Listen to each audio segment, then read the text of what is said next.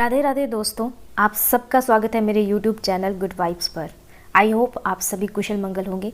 हम सबको पता है गणेश जी विघ्न विनाशक व शीघ्र प्रसन्न होने वाले देवता है। अगर कोई सच्चे मन से गणेश जी की वंदना करता है तो गौरी नंदन तुरंत प्रसन्न होकर उसे आशीर्वाद प्रदान करते हैं। वैसे भी गणेश जी जिस स्थान पर निवास करते हैं उनकी दोनों पत्नियाँ रिद्धि और सिद्धि भी उनके साथ रहती है। उनके दोनों पुत्र शुभ व लाभ का आगमन भी गणेश जी के साथ ही होता है। कभी कभी तो भक्त भगवान को असमंजस में डाल देते हैं।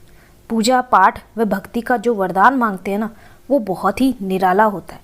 काफ़ी समय की पहले की बात है कि एक गांव में एक अंधी बुढ़िया रहती थी। वह गणेश जी की परम भक्ति आंखों से भले ही दिखाई नहीं देता था, परंतु वह सुबह शाम गणेश जी की बंदगी में मगन रहती। नित्य गणेश जी की प्रतिमा के आगे बैठकर उनकी स्तुति करती, भजन गाती व समाधि में लीन रहती। गणेश जी बुढ़िया की भक्ति से बड़े प्रसन्न हुए। उन्होंने सोचा यह बुढ़िया नित्य हमारा स्मरण करती है, परंतु बदले में कभी कुछ नहीं मांगती। भक्ति का फल तो उसे मिलना ही चाहिए। ऐसा सोचकर गणेश जी एक दिन बुढ़िया के सन्मुख प्रकट हुए तथा बोले, माई, तुम हमारी सच्ची भक्त हो। जिस श्रद्धा और विश्वास से हमारा स्मरण करती हो, हम उससे प्रसन्न हैं। अतः तुम जो वरदान चाहो हमसे मांग सकती हो। बुढ़िया बोली, प्रभु, मैं तो आपकी भक्ति प्रेम भाव से करती हूँ। मांगने का तो मैंने कभी सोचा ही नहीं, अतः मुझे कुछ नहीं चाहिए। गणेश जी पुनः बोले, हम वरदान देने के लिए आए हैं। बुढ़िया बोली, हे सर्वेश्वर, मुझे मांगना तो नहीं आता। अगर आप कहें तो मैं कल मांग लूँ, तब तक मैं अपने बेटे व बहू से सलाह मशवरा कर लूँगी। गणेश जी कल आने का वादा करके वापस लौट गए। बुढ़िया का एक पुत्र व बहू थे। बुढ़िया ने सारी बात उन्हें बताकर सलाह मांगी। बेटा बोला, माँ, तुम गणेश जी से ढेर सारा पैसा मांग लो, हमारी गरीबी दूर हो जाएगी, सब सुख चैन से रहेंगे। बुढ़िया की बहू बोली, नहीं, आप एक सुंदर पोते का वरदान मांगे, वंश को आगे बढ़ाने वाला भी तो चाहिए। बुढ़िया बेटे और बहू की बातें सुनकर असमंजस में पड़ गई। उसने सोचा ये दोनों तो अपने अपने मतलब की बातें कर रहे हैं। बुढ़िया ने पड़ोसियों से सलाह लेने का मन बनाया। पड़ोसन भी नेक दिल थी। उसने बुढ़िया को समझाया कि तुम्हारी सारी जिंदगी दुखों में कटी है, अब जो थोड़ा जीवन बचा है वो तो सुख से व्यतीत हो जाए। धन अथवा पोते का तुम क्या करोगी? अगर तुम्हारी आंखें ही नहीं है तो ये संसारिक वस्तुएं तुम्हारे लिए व्यर्थ हैं। अतः तुम अपने लिए दोनों आंखें मांग लो। बुढ़िया घर लौट आई।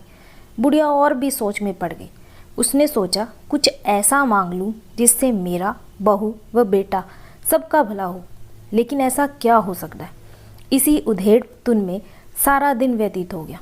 बुढ़िया कभी कुछ मांगने का मन बनाती तो कभी कुछ, परंतु कुछ भी निर्धारित नहीं कर सकी।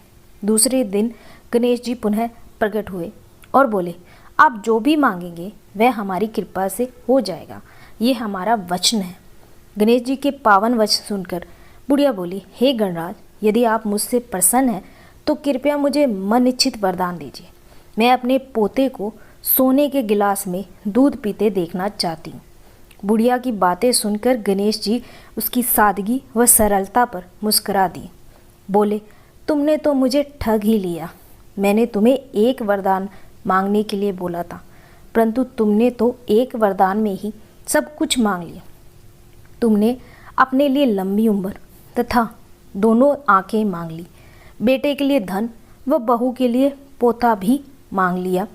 पोता होगा, ढेर सारा पैसा होगा, तभी तो वह सोने के गिलास में दूध पिएगा। पोते को देखने के लिए तुम जिंदा रहोगी, तभी तो देख पाओगी। अब देखने के लिए दो आंखें भी देनी ही पड़ेगी। फिर भी वह बोले, जो तुमने मांगा वे सब सत्य होगा। ये कहकर गणेश जी अंतर्ध्यान हो गए। कुछ समय पाकर गणेश जी की कृपा से बुढ़िया के घर पोता हुआ। बेटे का कारोबार चल निकला तथा बुढ़िया की आंखों की रोशनी वापस लौट आई।